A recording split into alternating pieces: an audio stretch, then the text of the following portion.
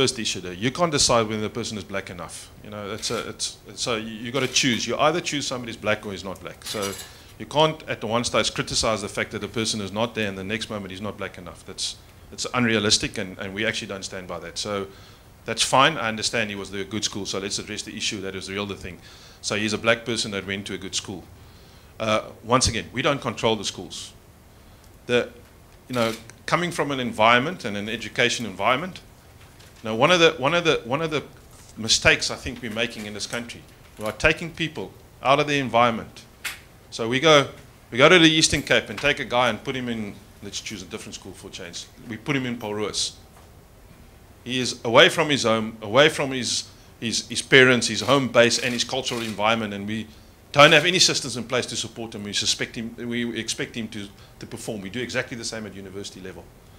So our drive is to keep players within their environment. Yes, there are good schools and bad schools. So there might be a better school in King Williamstown than in Alice. And hopefully, because that's close enough and that environment is close enough, work within that environment. But that's the program we're running out through all of the unions and say, guys, you've got to put up a schools network. And you've got to be able to rotate your players within that network. And then from there, what we are interested in is we are interested in then putting him to the academy. That's where we're getting to. Because lower than that, we've got zero influence. We've got literally no. There's an act that prohibits us from having influence on that other than actually putting structures in place. So we've moved away from very specifically in trying to move them only to these schools and rather going and uplifting 30 other schools, which has been good black rugby playing schools, and then trying to get them into the academies and through the academies trace them. Because we've got a massive issue on school level, especially previously disadvantaged school level. We've got massive nutritional issues. And therein lies our biggest challenge at the moment, is getting players within an environment where they can perform and that they're not disadvantaged through nutrition and everything else. If his first problem is a meal, I mean, where is rugby on that category? You know, that's the end of the day. So to answer you very specifically, we're not going to put players in schools. We're going to ask unions to look after the schools and look after their school networks and work out a plan that works for that union. We are interested in keeping those players within that environment. And yes, the money is always going to talk. The Bulls or the Sharks or the Stormers or anybody else is always going to pick the best players and take them to that environment.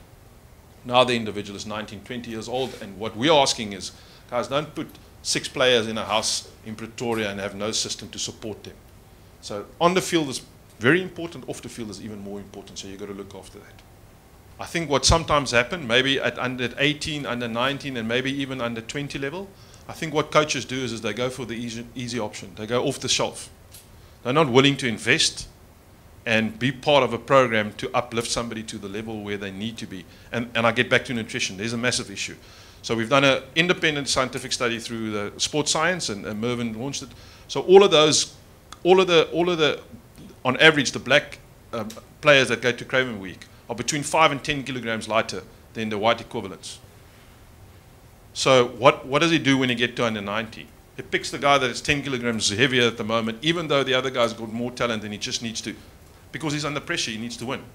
And I think that's where the mind shift needs to come. That's where the buy-in needs to come and say, these are the talented individuals. Yes, there is some issues in terms of catching up, but let's work with the program to get it. Now this forces him to work with the program, because he's got to get within the structure of SA Rugby, because we all collectively decided this is where we want to go.